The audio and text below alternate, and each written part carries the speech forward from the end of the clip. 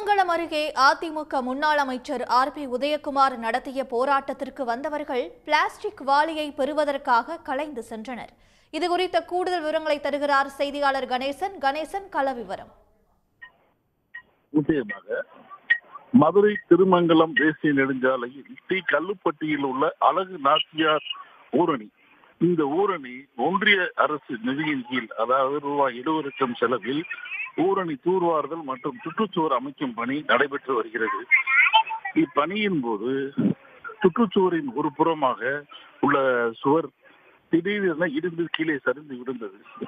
இதனை கண்டித்தும் உரிய நபர் மீது நடவடிக்கை எடுக்க கோரியும் ஊரணியை உறுதியாக பலமாக கட்டி முடிக்க கோரியும் முன்னாள் அமைச்சரும் தற்போதைய திருமங்கலம் தொகுதி எம்எல்ஏமான ஆர்.பி. உதயகுமார் தனது கட்சி ஆதரவாளர்கள் 200 பேருடன் ஊரணி முன்பு இன்று காலை 10 மணி முதல் தர்ணா போராட்டத்தில் நன்றி கணேஷ் பாபு.